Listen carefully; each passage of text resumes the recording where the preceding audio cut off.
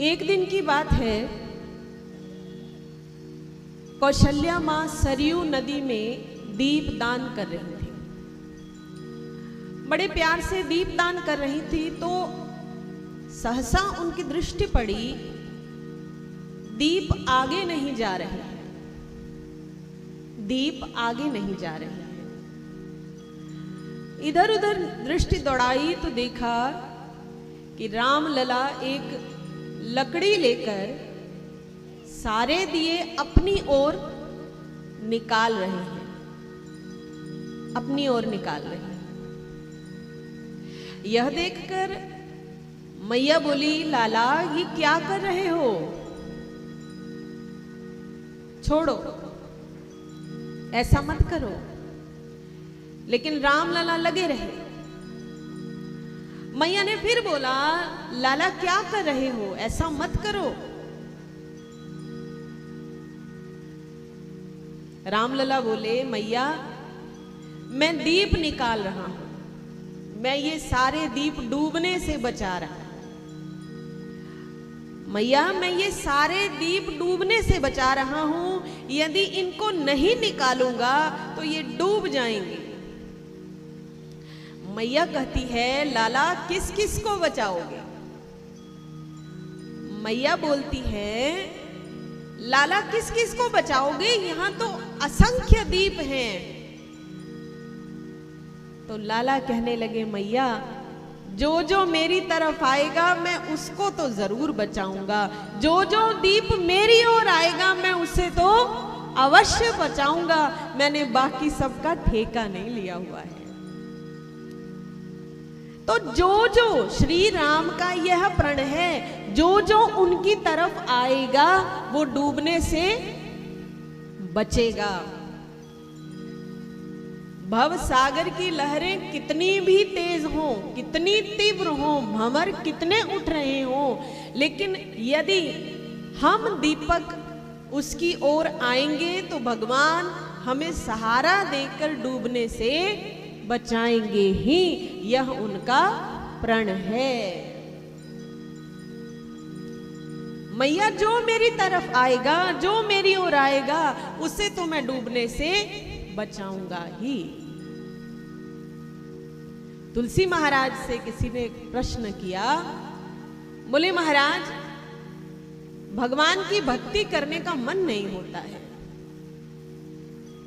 मन नहीं होता, फिर भी जबरदस्ती हम भगवान की पूजा करने बैठ जाते हैं, उनका नाम जप करने बैठ जाते हैं, तो क्या इसका कोई फल मिलेगा? हमने तो सुना है संतों से, जब मन न करे, जब मन ना हो तो फल नहीं मिलता। तो हम अगर बिना मन से भी भक्ति में बैठ जाते हैं, पूजा पाठ करते हैं, शास्त्र अध्ययन करते हैं, माला जप नाम जप करते हैं, तो क्या उसका फल मिलेगा? तुलसी महाराज बोले, अवश्य मिलेगा। तुलसी अपने राम को, तुलसी अपने राम को रीझ भजो या खीज, भूमि पड़े सो जगेगा, उल्टा सीधा बीज। बोले क्यों नहीं, अवश्य फल मिलेगा। बोले जिस तरह से एक भूमि पर उपजाऊ मिट्टी है, उसमें एक किसान आता है और कुछ बीज फेंक देता है, और जब बीज फेंकता है तो कुछ बीज उल्टे पड़ते हैं, कुछ सीधे पड़ते हैं, किंतु परंतु वो बीज चाहे उल्टा हो चाहे सीधा हो, अगर वो भूमि में पड़ गया तो वो उपजेगा अवश्य ही। इसीलिए आपका मन हो, आपका मन न हो, जब आप भगवत भक्ति करते हैं, जब आप कथा श्रवण करते हैं, जब आप भगवान के सामने पूजा करते हैं, जब आप नित्य प्रति संध्या कर्म करते हैं, तीर्थ जाते हैं, नाम जप करते हैं, तो इसका फल आपको मिलेगा ही मिलेगा, अवश्य। आपका मन हो या न।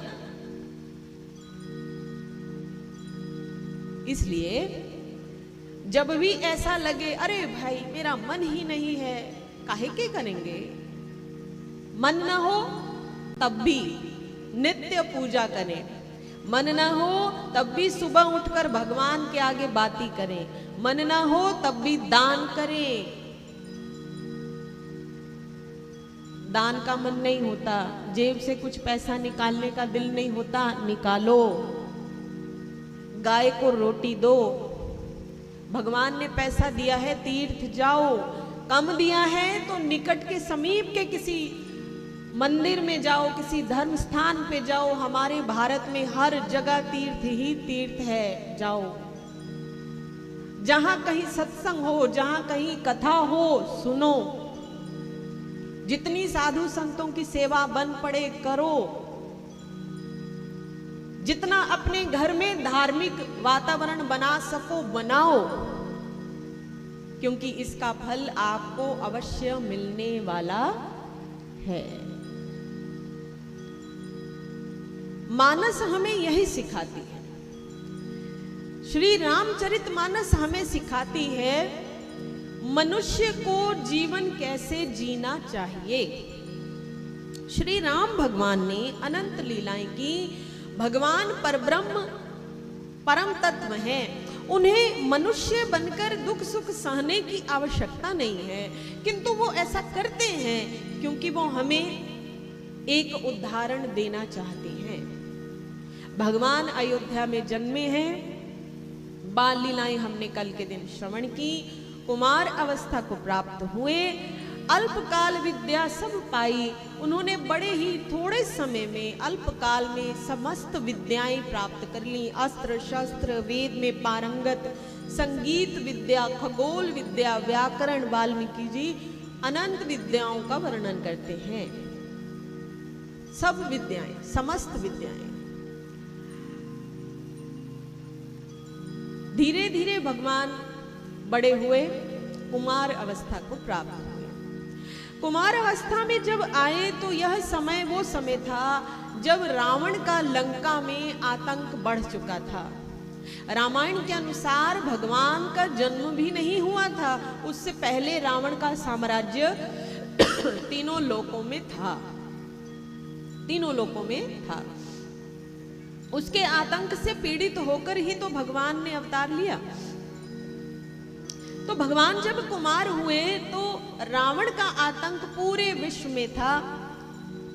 सुबाहु, मारीच, ताड़का, इसके अतिरिक्त अनेकों उसके राक्षस तीनों लोकों में त्राही त्राही मचाए हुए थे। अयोध्या के ही समीप वन में विश्वामित्र रहा करते थे।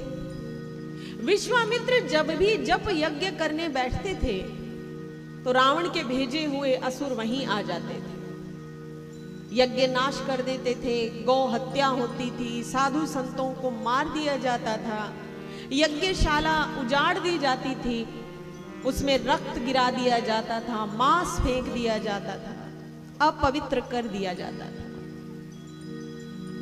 विश्वामित्र ने अनंत प्रयास किए किंतु रावण को हरा नहीं पाए। तो विश्वामित्र ने विचार किया कि अब वो समय आ गया है जब श्री राम जी को हमें लिवा लाना चाहिए, क्योंकि विश्वामित्र तो जानते थे कि भगवान ने ही महाराज दशरथ के घर में जन्म लिया है श्री राम रूप में। तो विश्वामित्र अयोध्या की ओर चल पड़े साधु संतों की टोली लेकर। अयोध्या पहुंचे हैं, दशरथ जी को संदेश मिला, विश्वामित्र आए हैं, स्वयं पहुंचे हैं विश्वामित्र जी का सम्मान करने, आदर सम्मान पूर्वक लिवा लाए, आसन प्रदान किया। बोले ऋषि बताइए हम आपकी क्या सेवा करें, क्या सेवा करें, आपको जो भी आवश्यकता हो, अन्न धन धान्य गोदान जो चाहिए आप बताइए। विश्वामित्र बोले राजन हमें यह कुछ नहीं चाहिए, हमारे पास पूर्ण पर्याप्त रूप से सब कुछ है, आज हम आपसे कुछ और मांगने आए हैं। क्या मांगने आए हैं गुरुदेव बताइए। जो आप बोलेंगे, यदि आप बोले तो मैं अयोध्या का राज्य आपको देता हूं। मांगिए, क्या मांगते हैं? विश्वामित्र कहने लगे, राजन हमें आपके अयोध्या के राज्य से क्या लेना देना, हमें आपका राज्य नहीं चाहिए, हम तो यज्ञ की रक्षा के लिए आए हैं। यज्ञ की रक्षा के लिए आए हैं तो बोलिए ना महाराज, किसे भेजें, कितने सैनिक चाहिए, सेनापति भेजें, बताइए क्या चाहिए। आप जितने सैनिक बोलेंगे हम उतने भेजेंगे। विश्वामित्र बोले, राजन जो हमारे यज्ञ भंग कर रहे हैं वो कोई सामान्य राक्षस है ही नहीं, उनके पीछे रावण की शक्ति है। तो जब रावण की शक्ति का सामना करना हो तब केवल राम को ही आना पड़ेगा। तो राजन हम आपसे आपके 2 पुत्र श्री राम और लक्ष्मण जी युगल जोड़ी मांगने आए हैं। कुछ दिन के लिए हमें उन्हें दीजिए। जब हमारा यज्ञ रक्षण पूरा हो जाएगा, वो राक्षसों का वध कर देंगे, तो हम उनको सुरक्षित सम्मान सप्रेम आपको वापस लौटा देंगे। ज्यों ही सुना श्री राम जी का नाम तो दशरथ जी, उनका तो शरीर कांपने लगा। रामायण में बड़ा मार्मिक वर्णन है कि सर्वाधिक प्रेम यदि किसी ने किया है तो महाराज दशरथ ने किया है श्री राम जी से। वो मात्र ऐसे उदाहरण हैं जिन्होंने श्री राम के जाते ही अपने प्राण त्याग दिए थे। तो श्री राम से इतना अधिक प्रेम था, उनका शरीर कांपने लगा, वाणी डगमगाने लगी। बोले, महाराज मैं सब कुछ दे सकता हूं, लेकिन राघव को मैं नहीं दे सकता।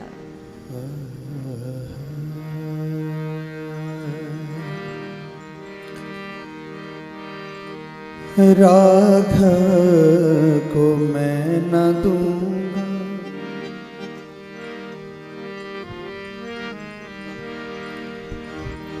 राघव को मैं न दूंगा, राघव को मैं न दूंगा। मुनिनाथ मरते मरते, मुनिनाथ मरते मरते, राघव को मैं न दूंगा, राघव को मैं न दूंगा। मुनिनाथ मरते मरते, मुनिनाथ मरते मरते, मेरे प्राण ना रहेंगे, मेरे प्राण ना रहेंगे। यह दान करते करते, यह दान करते करते, राघव को मैं न दूंगा।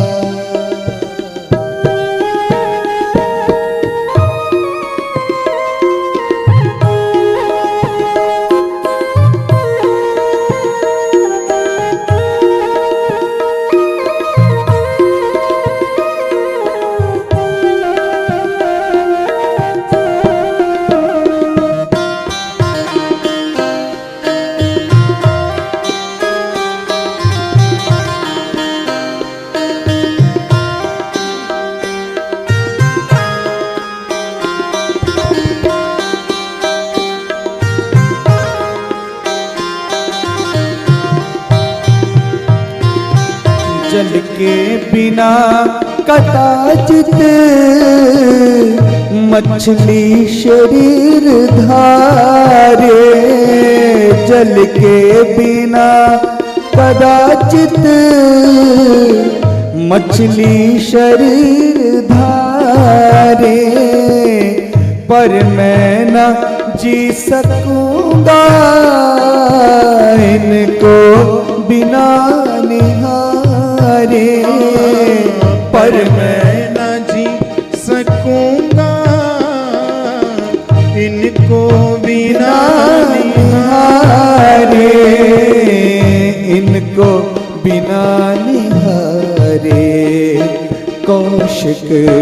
सिहर रहे हैं, कौशिक सिहर रहे मेरे अंग डरते डरते, मेरे अंग डरते डरते, राघव को मैं न दूंगा, राघव को मैं न दूंगा। ये मुनिनाथ मरते मरते, मुनिनाथ मरते मरते, राघव को मैं न दूंगा।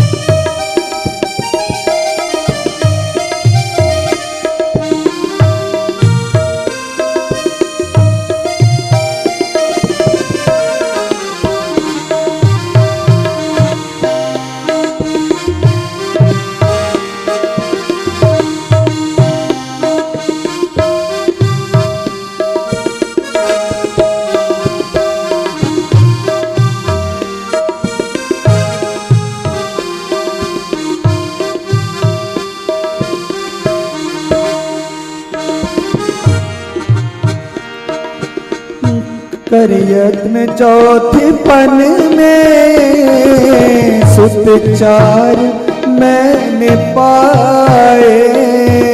कर यत्न चौथे पन में, सुत चार मैंने पाए। पितु मातु पुरजनों को रघुचंद्र ने जिलाए। पितु मातु गुरुजनों को रघुनंद ने जिलाए।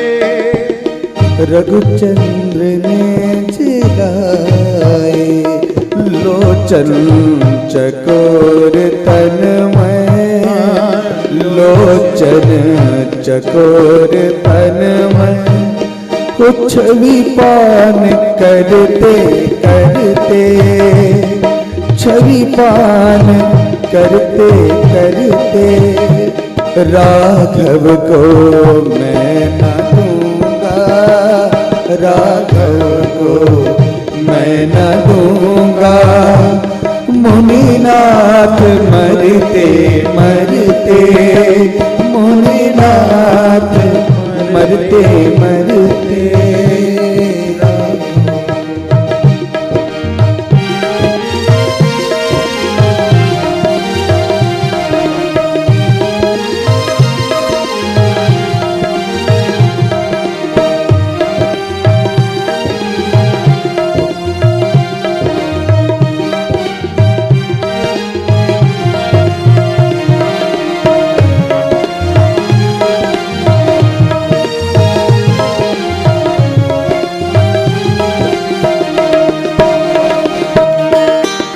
चलते विलोक प्रभु को होगा उजाड़ कौशल।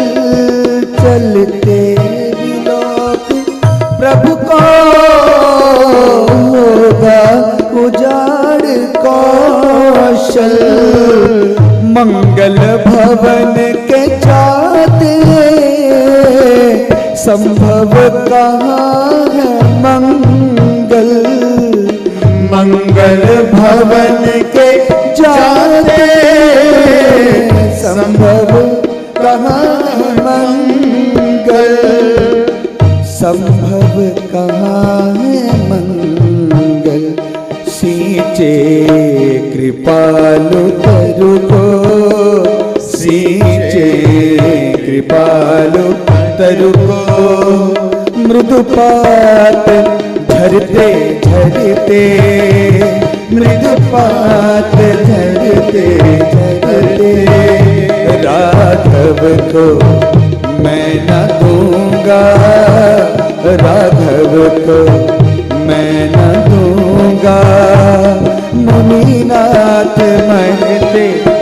मरते मुनिनाथ, मरते मरते मेरे प्राण ना रहेंगे, मेरे प्राण ना रहेंगे।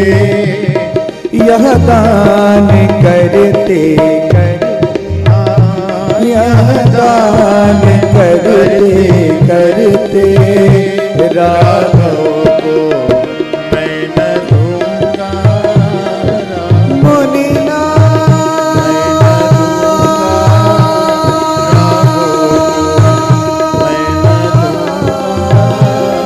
राघव को मैं न दूंगा, राघव को मैं ना दूंगा। मैं न दूंगा।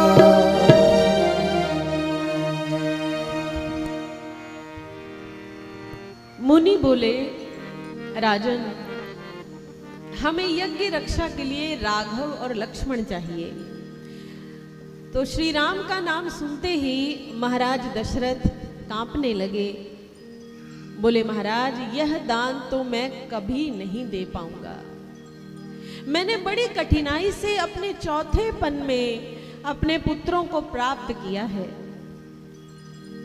आप भले ही सारा अयोध्या का राज्य, मेरी संपत्ति, मेरा परिवार, चाहें तो मेरे प्राण ले सकते हैं, किंतु मैं राम को कभी नहीं भेज पाऊंगा। हे मुनि, राम में मेरे प्राण बसते हैं। ये तो मंगल भवन है, और यदि मंगल भवन ही मेरे अयोध्या से चला गया तो उसके जाते ही मंगल कैसे रहेगा। मेरी श्वास तो राम से बंधी हुई है, तो मैं राम को नहीं दूंगा। आप भले मेरे प्राण मांग लीजिए। यह बोलते बोलते दशरथ जी की आंखों से आंसू बहने लगे। विश्वामित्र जी ने दशरथ को रोते देखा तो अब उनसे बोलते नहीं बना, क्या कहा जाए।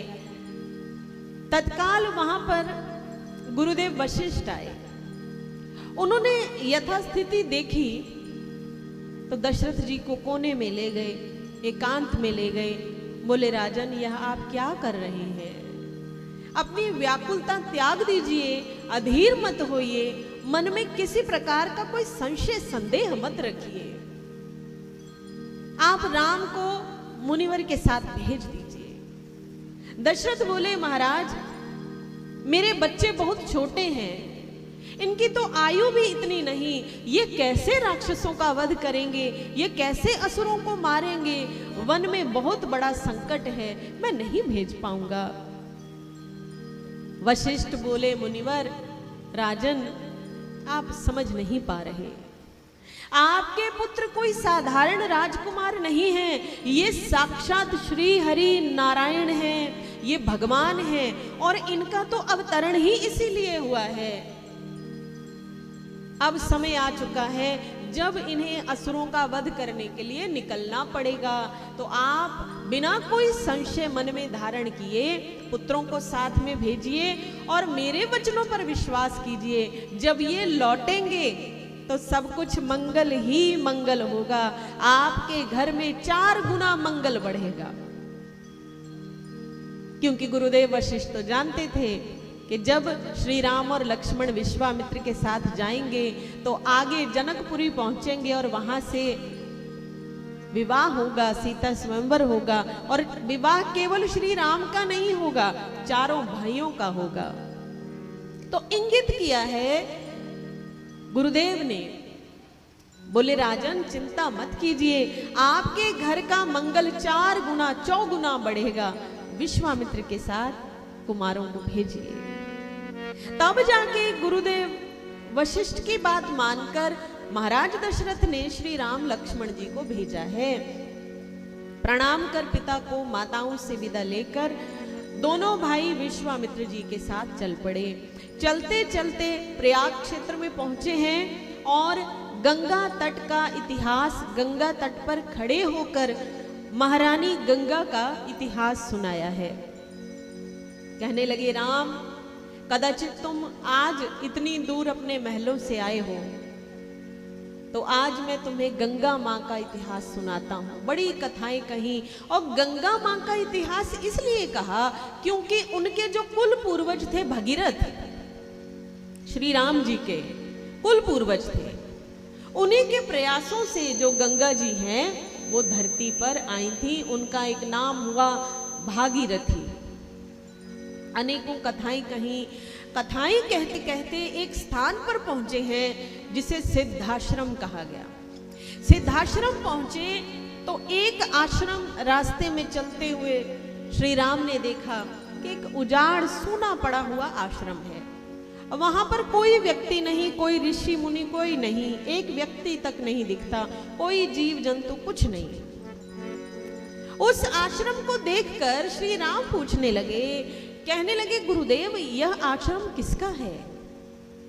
इतना बड़ा आश्रम, यहाँ कुटीर भी बने हुए हैं, पेड़ पौधे भी लगे हुए हैं, यहाँ पर मुझे एक बहुत बड़ी पत्थर की शिला भी दिख रही है, किंतु यहाँ न तो कोई मुनि है, न कोई शिष्य है, न ही यहाँ पर यज्ञ आदि होते हैं, न ही कोई जीव जंतु है। श्री राम जी ने ये जिज्ञासा प्रकट की तो विश्वामित्र बोले कि राम चलिए इस आश्रम में प्रवेश करते हैं। आश्रम में प्रवेश किया तो देखे कि चारों ओर सन्नाटा है और एक स्थान पर कुटीर के बाहर एक पत्थर पड़ा हुआ है, एक शिला है। जब पत्थर के पास पहुंचे तो लक्ष्मण पूछते हैं, कहने लगे कि गुरुदेव ये पत्थर ऐसा क्यों प्रतीत होता है जैसे यह कोई पत्थर नहीं कोई मानव हो। विश्वामित्र कहने लगे, पुत्र लग इसलिए रहा है क्योंकि ये मानव ही है। श्री राम पूछने लगे, गुरुदेव मानव है लेकिन ये तो पत्थर दिखलाई पड़ रहा है, ये कौन है?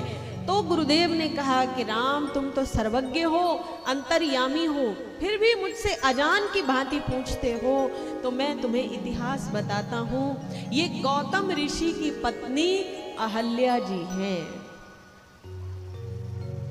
गौतम ऋषि के शाप से ये पाषाण बन गई थी, ये पाषाण हो गई थी, और ऋषि ने इसे कहा था कि जिस दिन श्री राम इस आश्रम में आएंगे तो उनकी चरण रज से ही तुम पुनः शरीर प्राप्त करोगे। तो आज समय है, ये गौतम ऋषि की पत्नी अहल्या कितने ही काल से, बहुत लंबे समय से तुम्हारी चरण रज की प्रतीक्षा कर रही है, तो अपना चरण छुआओ जिससे यह पुनः अपने शरीर को प्राप्त हो सके। श्री राम बोले, गुरुदेव किंतु किसी स्त्री को पैर से स्पर्श करना ये तो पाप है। ऋषि पत्नी, ऊपर से ऋषि पत्नी, ये तो मेरी माँ के समान है, तो मैं इसे पैर से कैसे छू सकता हूँ, ये पाप है। एक श्री राम थे जो यह सोचते हैं कि किसी स्त्री को पैर से छूना भी पाप है, और आज कलयुग में घरेलू हिंसा, जरा जरा सी बात पर पत्नी को पीटना, जरा जरा सी बात पर बच्ची को, अपनी बेटी को पीटना, और कुछ लोग तो इतना आगे बढ़ जाते हैं कि माँ को भी पीटते हैं, माँ को भी पीटते हैं।